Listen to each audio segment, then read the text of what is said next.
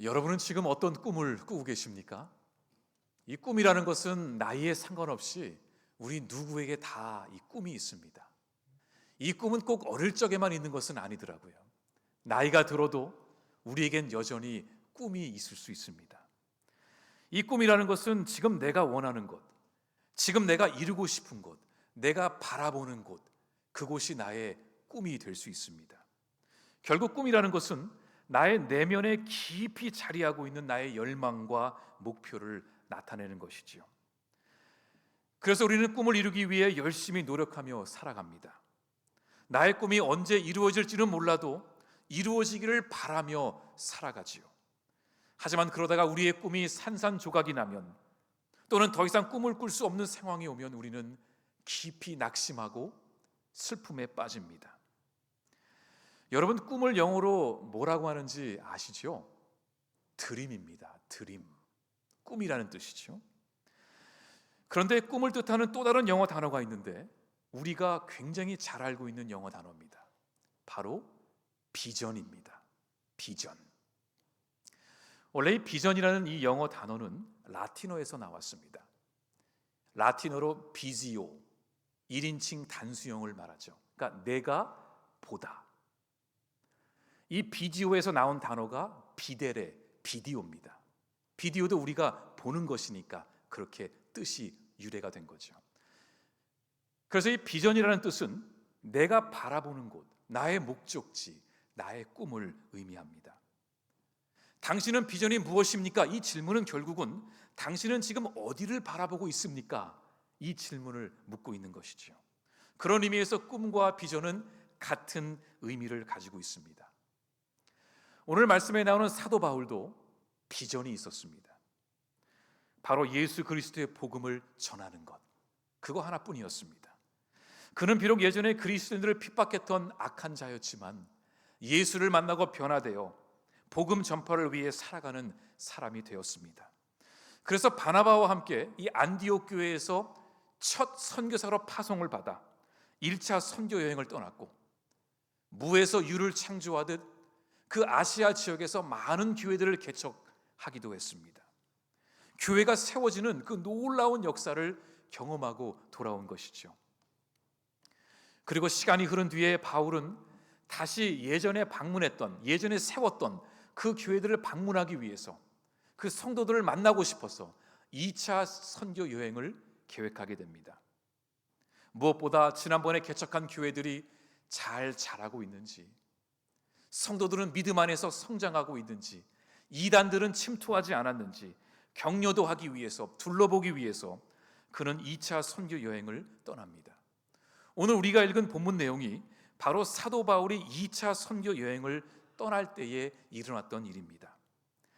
자, 지난번 1차 선교 여행 때 방문했던 지역이 아시아 지역이었기 때문에 2차 선교 여행도 같은 지역으로 가게 됩니다.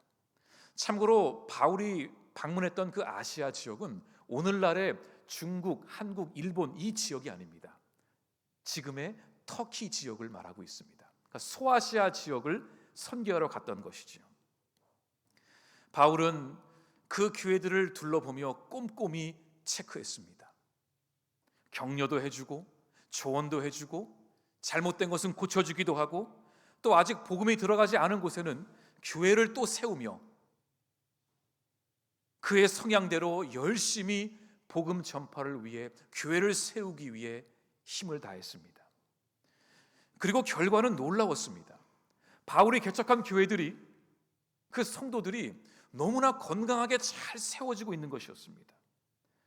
또 이 교회 공동체를 통해 복음을 받아들인 사람들이 얼마나 많았는지 오늘 본문 5절에 보니까 사도행전은 그때 상황을 이렇게 말하고 있습니다. 이에 여러 교회가 믿음이 더 굳건해지고 수가 날마다 늘어가니라. 여러분, 사역자 입장에서 이보다 더 기쁜 소식은 없습니다. 저에게도 가장 큰 기쁨은 우리 풀향기 교회가 든든히 세워지는 것입니다. 교회가 세워지고 성도들이 믿음 안에서 자라고 예수를 닮아가는 모습을 보는 것이 목회자로서 이보다 더 큰 기쁨은 없습니다. 바울도 마찬가지였습니다. 이 성장하는 교회들을 보면서 믿음이 자라나는 교인들을 보면서 얼마나 기뻤겠습니까? 말로 표현할 수 없었을 것입니다. 성취감이 있었을 것입니다. 얼마나 선교가 재밌었을까요? 야, 목회 할만하구나. 그렇지, 이게 살아있는 복음의 능력이지. 하나님이 하시는 거지. 이게 교회지. 그리고 바울은 지금 자신이 하고 있는 모든 그 선교 사역이 하나님의 뜻임을 확신하고 또 확신했을 것입니다. 그래서 사도 바울은 더 열심을 내서 지난번에 가지 못했던 그 아시아 안쪽으로 더 들어가서 복음을 전하고 싶었습니다. 그렇게 하면 하나님이 기뻐하실 줄 알았습니다. 그런데 이상하게도 이 바울이 자꾸만 아시아 안쪽으로 들어가려고 할 때마다 거기서 교회를 세우고 말씀을 전하고 사역을 할 때마다 길이 열리지 않는 것입니다. 말씀을 전하라고 하면은 여러 가지 사건들이 생겨서 전할 수가 없게 됐고, 장소를 옮기려고 하면은 길이 막히거나 날씨 때문에 가지를 못했던 것입니다. 그런데 바울이 어떤 성향의 사람이죠? 바울은 굉장히 일 중심적인 사람이었습니다. 그는 목표 지향적인 사람이었는데 한번 자신이 목표를 정하면 그것을 이룰 때까지 모든 것을 불사가면서 했던 사람입니다. 건강도 돌보지 않고 무조건 앞만 보며 달려갔던 사도 바울이었습니다. 그는 한쪽 길이 막히면 다른 길을 찾기 위해 최선을 다했습니다. 그러니 그 많은 교회들을 세우고 그 많은 편지들을 교회들마다 보냈겠지요. 그런데 이 사도 바울이 아시아 쪽으로 들어가려고 할 때마다 그의 길이 다 막혀버린 것입니다. 왜 그랬을까요? 오늘 말씀은 성령께서 그의 길을 막으셨다고 합니다. 그 결과 바울은 더 이상 아시아에서 복음을 전할 수가 없었습니다. 그 내용이 오늘 6절과 7절에 나옵니다. 우리 함께 읽어보겠습니다. 성령이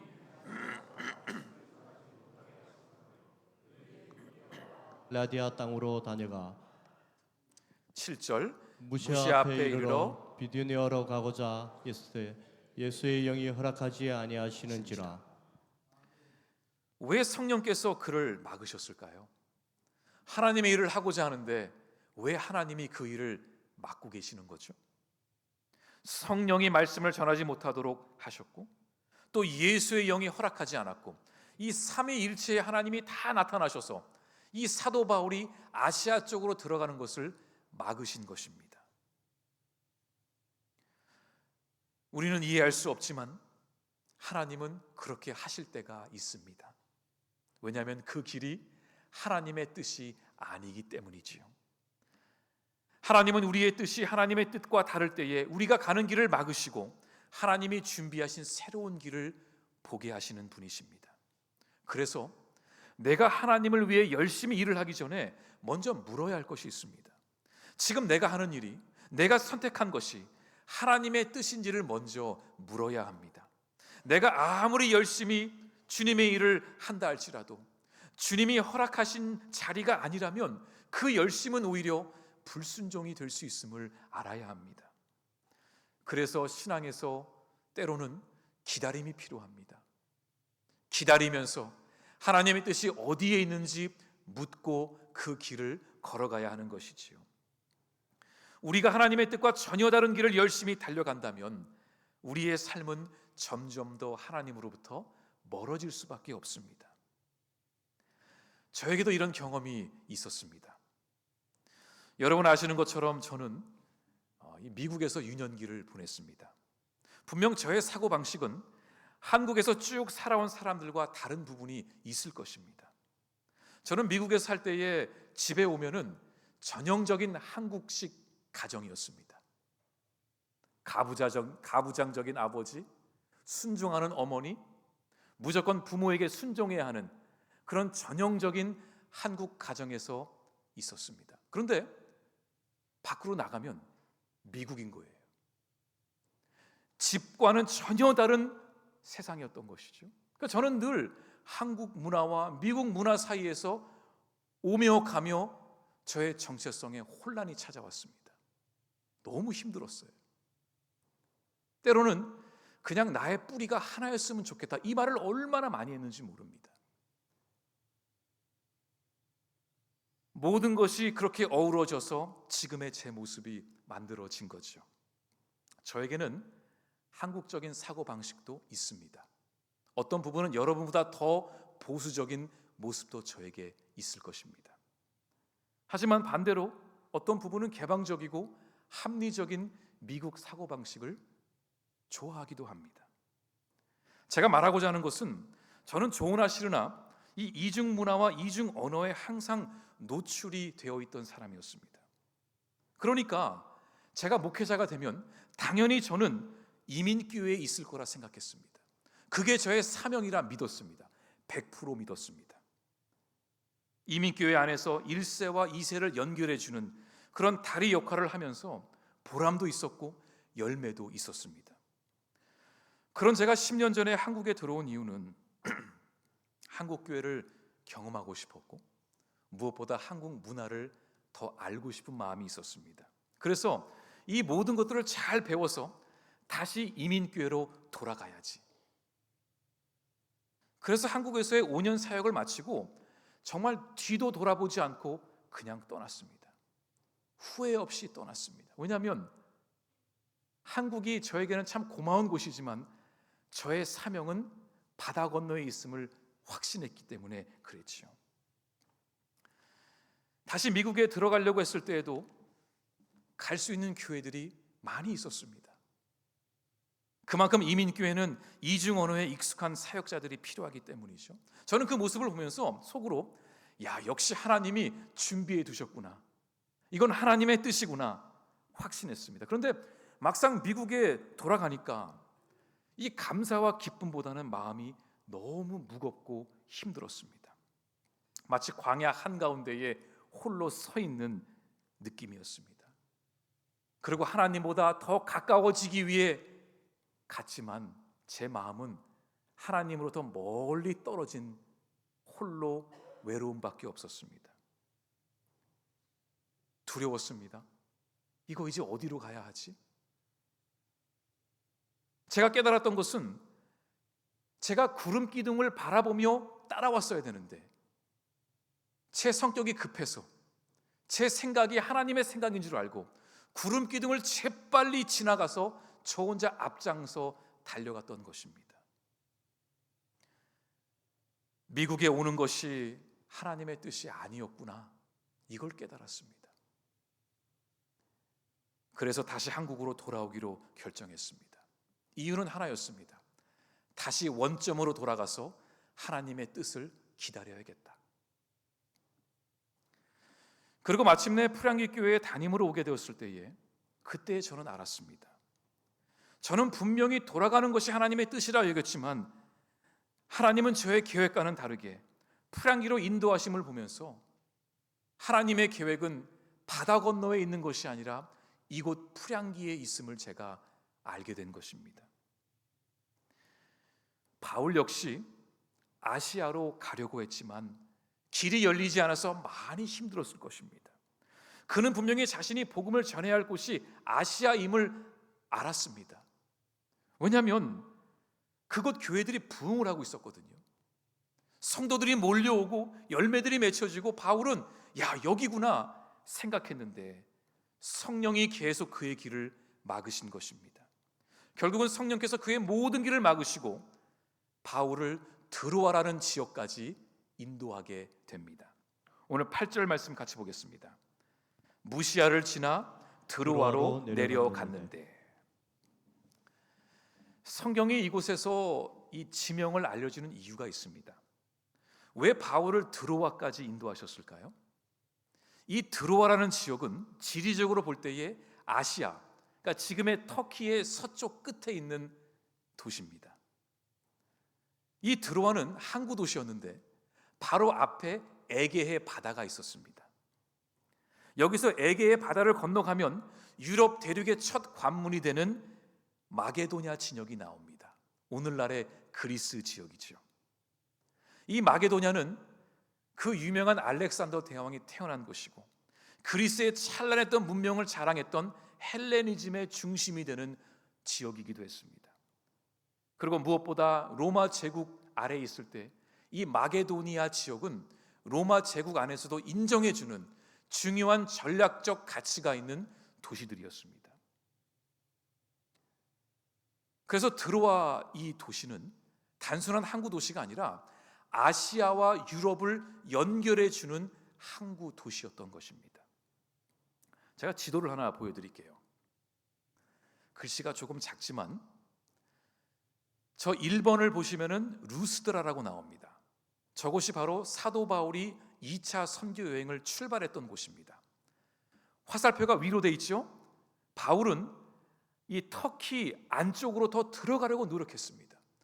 근데 이 부르기아와 비두니아와 갈라디아로 가려고 할 때마다 성령께서 막으셔서 결국 그는 돌고 돌아 2번 드로아까지 가게 됩니다. 그리고 그 드로아 옆에 보시면 제가 빨간색으로 동그라미를 쳤는데 거기가 바로 에게의 바다입니다. 그 바다를 건너 들어가면 마게도냐 땅이 나오게 됩니다. 자, 그런데 이 바울이 드로아로 내려온 그날 저녁, 하나님께서는 이 바울에게 환상을 보여주셨습니다. 지도 내리셔도 됩니다. 이 바울이 본 환상은 너무나 분명하면서도 선명한 환상이었습니다. 어떤 환상을 보았을까요? 그 환상을 보니까 이 드로아 건너편에 있는 그 마게도냐 땅에 있는 한 남자가 바울을 찾아와서 제발 우리들에게 찾아와서 도와달라는 간청을 한 것입니다. 한 영혼의 부르짖음을 사도 바울은 본 것입니다. 그 내용이 오늘 본문 9절에 나옵니다. 밤에 환상이 바울에게 보이니 마게도냐 사람 하나가 서서 그에게 청하여 이르되 마게도냐로 건너와서 우리를 도우라 하거늘. 왜 이 환상을 보여주셨을까요? 이유가 있었겠죠? 지금 하나님이 어디를 보고 계시는지를 바울에게 보여주시고자 한 것입니다. 바로 하나님은 이 마게도냐에 있는 한 사람을 주목하고 계셨습니다. 바울은 지금 이 아시아에서 부흥하고 있는 교회들을 보면서 흥분 상태였습니다. 늘어나는 숫자를 보면서 그것이 하나님의 뜻이라고 여겼습니다. 하나님은 그런 바울을 향해서 분명한 메시지를 주신 것입니다. 바울아, 네가 지금 하는 일이 잘 되고 있다고 그것이 하나님의 뜻이라고 다 생각하지는 마라. 눈에 보이는 것이 전부가 아니다. 하나님은 한 영혼에 집중하고 계심을 잊지 마라. 너도 하나님이 바라보시는 곳을 바라보아야 한다. 하나님은 지금 마게도냐에 있는 사람은 중요하고 아시아에 있는 교인들은 중요하지 않다는 것이 아닙니다. 하나님은 바울에게 그 아버지의 마음의 본질이 어디에 있는지를 가르쳐 주신 것입니다. 그런데 하나님은 늘 그러셨습니다. 늘 한 영혼에게만 집중하셨습니다. 하나님을 부르짖는 그 한 사람, 아버지의 집으로 돌아와야 할 그 탕자 한 사람, 회개해야 할 그 한 사람, 복음의 소식이 절실히 필요한 그 한 영혼을 주목하고 계셨습니다. 하나님은 지금도 여전히 하나님을 부르짖는 그 한 사람을 주목하고 계십니다. 그러니까 하나님이 진정으로 바울에게 원하셨던 것은 바로 복음의 소식을 기다리는 한 영혼을 보게 하신 것입니다.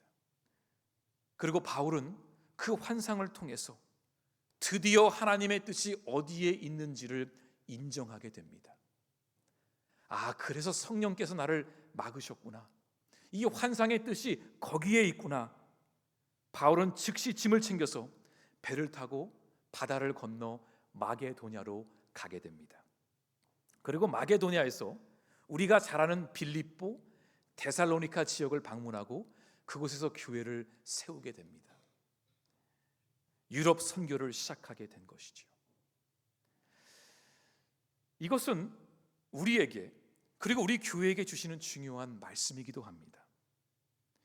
여러분, 하나님의 비전이 무엇일까요?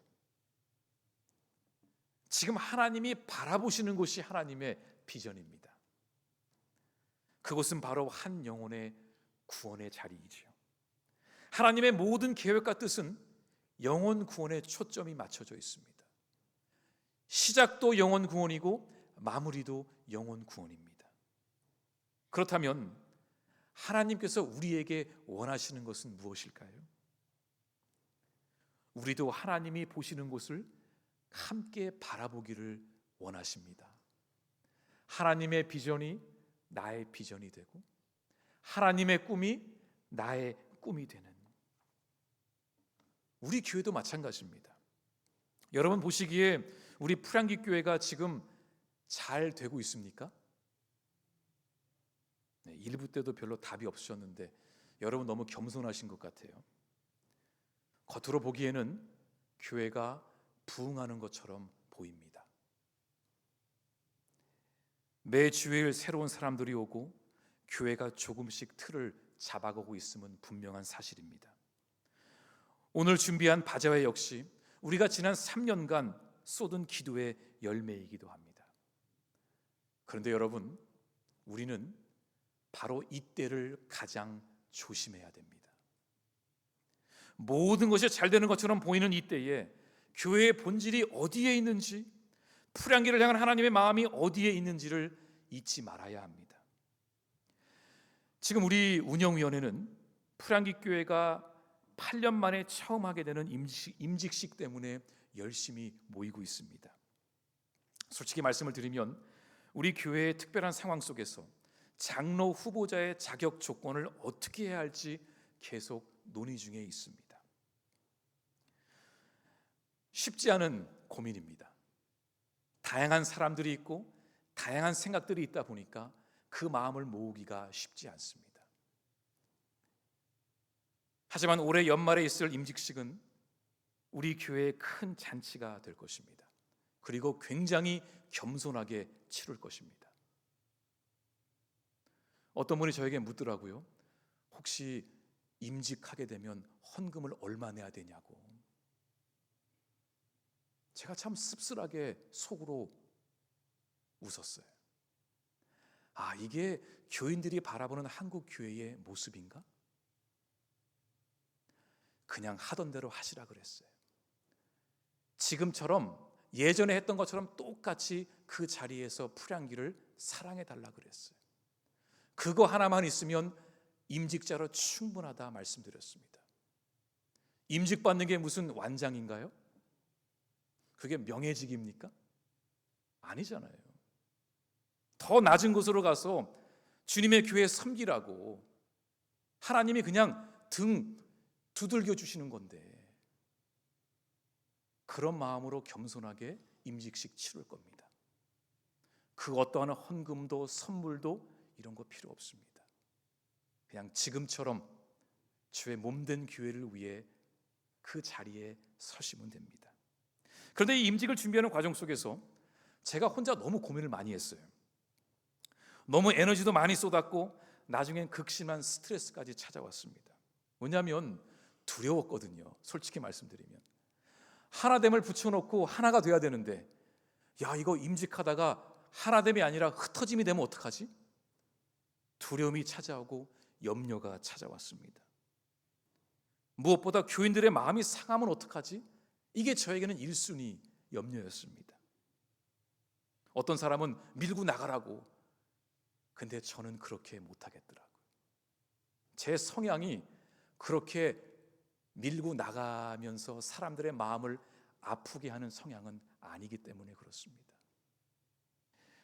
그래서 제가 많이 좀 마음고생을 했습니다. 그런데 이번 주에 설교를 이렇게 준비하면서 저와 우리 교회가 지금 붙들어야 할 본질이 무엇인지를 다시 한번 깨닫게 됐습니다. 그래서 제 안에 평안이 찾아오고 확신이 찾아와서 제가 운영위원회 모든 분들께 편지를 보냈습니다. 그 편지를 제가 읽어드릴게요. 사랑하는 프랑기 첫 운영위원회 여러분, 어려운 고민과 무거운 마음, 고단한 염려를 넘겨드린 것 같아 죄송합니다. 하지만 이 시간이 다툼, 미움, 흩어짐이 아니라 함께 교회를 위해서 기도하고 함께 선한 의논을 나누는 가운데 우리에게 맡겨진 예수님의 몸된 프랑기 교회를 향한 기도의 시간이 되기를 간절히 소망합니다. 최근에 한 가정을 만났습니다. 어려운 형편 가운데 눈물의 기도를 드리는 가장의 무게를 바라봤습니다. 그리고 또 한 가정을 만났습니다. 늙은 노모가 갑자기 큰 병을 진단받고 가슴 아파하는 아들이었습니다. 그리고 또 한 가정은 이제 하나님을 알아가려고 풀향기를 향해 기대감을 갖고 한 발을 내딛는 새신자였습니다. 제가 풀향기의 담임 목사로서 마땅히 모든 시간과 간절한 기도를 쏟아야 할 저에게 맡겨주신 양들이었습니다. 지난 시간 장로 후보자들을 두고 혼자 고민하고 또 고민하며 혼자만의 방에 갇혀 있는 동안 돌아보지 못한 교우들에게 너무 미안했고 하나님 앞에 부끄러웠습니다. 여러분, 여러분의 담임 목사가 본인의 사명과 진짜 역할을 감당할 수 있도록 도와주십시오. 저는 하나님께서 우리 교회에 지금 필요한 장로들을 세워주실 것이라 믿습니다. 그 후보자가 풀향기의 어떤 성도가 될지라도 교회를 위해 함께 협력하며 하나님의 선하심을 이뤄낼 자신이 있습니다. 건강한 당회 그리고 건강한 운영위원회가 우리 교회의 양날개가 되어 든든하게 붙들어 줄 것이라 믿습니다. 무엇보다 이 모든 과정을 교우들과 함께 결정할 것입니다. 우리 모두는 연약하고 부족합니다. 하지만 우리의 하나님은 완전하십니다. 우리가 더 연약하고 더 부족할 때 하나님은 더 많은 분량을 채워주심에 풀향기는 온전한 하나됨을 이룰 것입니다. 여러분 덕분에 새 힘이 납니다. 그리고 두렵지 않습니다. 오히려 기대가 되고 설레입니다. 돌아오는 주일 우리 모두에게 염려가 아닌 기대함과 선한 뜻을 바라는 소망으로 한 자리에 모이길 부탁드립니다. 이게 오늘 우리 임시 운영위원회를 모이는 이유입니다. 저는 진심을 담아 보낸 편지였습니다. 한 교회의 임직시기도 중요합니다. 너무나 중요하지만 더 중요한 것은 이 사역자들을 비롯해 모든 풀향기의 교인들이 한 영혼을 소중히 여기는 하나님의 마음을 계속 붙들며 나가는 것입니다. 교회가 부흥한다고 뭔가 되는 것처럼 보인다고 절대로 교회의 본질을 잊어버려서는 안 되는 것입니다. 풀향기 교회가 늘 하나님의 비전을 바라보며 하나님이 바라보시는 한 영혼에 대한 관심을 놓치지 않아야 할 것입니다. 만약에 이 교회가 한 영혼에 대한 긍휼함을 잃어버리게 되면 그 교회는 그저 세상 사람들이 모이는 사교 집단이 되어버리는 것이지요. 이 한 영혼은 예수를 전혀 모르는 사람일 수도 있고 우리 주변에 있는 한 사람일 수도 있습니다. 우리의 인생도 마찬가지죠. 아까 제가 여러분께 꿈이 있냐고 물었습니다. 아마 저마다 바라보는 곳이 있을 것입니다. 그런데 이제 우리는 우리의 꿈을 내려놓고 하나님의 꿈을 붙들어야 합니다. 하나님의 비전이 우리의 비전이 되어야 합니다. 이렇게 말하면 그럼 우리도 선교사로 나가야 되냐고. 그건 아닙니다. 우리 교회 작년 표가 내가 선 곳 거룩한 땅이었습니다. 내가 지금 서 있는 그 자리에서 누구를 만나던 어디를 가던 어떤 일을 하던 그 자리가 하나님이 허락하신 자리임을 믿으며 그 일을 성실히 감당하며 하나님이 바라보시는 곳을 나도 함께 바라보는 것입니다. 아까 하나님이 어디를 바라보고 계신다고 그랬죠? 한 영혼을 바라보고 계십니다. 나의 모든 삶이 영혼 구원에 초점을 두며 살아가는 것이죠. 이렇게 살아갈 때에 내가 어떤 일을 하든지 하나님의 비전을 나의 비전으로 품는 것이고 그렇게 살아갈 때 하나님께서 우리의 길을 열어주시는 것입니다. 여러분, 하나님께 쓰임받는 인생이 되기를 원하십니까? 여러분의 삶을 통해 하나님의 축복이 흘러가기를 원하세요? 그러면 하나님의 비전이 나의 비전이 되게 해달라고 기도하시기 바랍니다. 내 인생의 길이 막혀 있다고 낙심하거나 두려워하지 마십시오. 길이 막혀 있다면 그때는 눈을 들어 하나님을 바라보아야 할 시간인 것입니다. 그렇게 할 때에 하나님은 우리의 인생의 길을 열어주실 것입니다.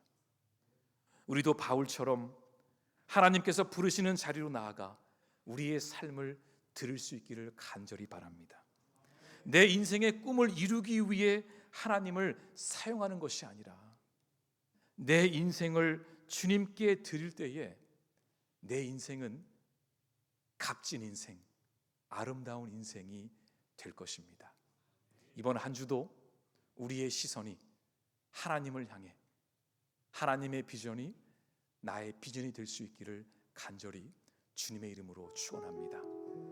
우리 같이 말씀을 붙들며 결단의 기도 드리길 원합니다. 하나님, 우리의 꿈을 내려놓을 때에 하나님의 꿈이 우리 안에 이루어질 줄 믿습니다. 하나님의 비전이 우리의 비전이 되게 하시고 하나님이 바라보시는 한 영혼을 우리도 바라보게 하여 주시옵소서. 인생의 길이 막혀 있는 자들에게 하나님의 비전을 바라볼 수 있는 힘과 용기를 주시옵소서. 우리 풀향기 교회가 눈에 보이는 것이 전부가 아님을 늘 기억하며 교회의 본질, 하나님 나라의 본질, 하나님의 마음을 헤아릴 수 있는 믿음의 공동체가 되게 하셔서 이 지역 가운데 선한 영향력을 끼치며 하나님의 축복을 전하는 믿음의 공동체가 되게 하여 주시옵소서. 우리 주신 말씀을 붙들며 우리 함께 결단의 기도 드리겠습니다.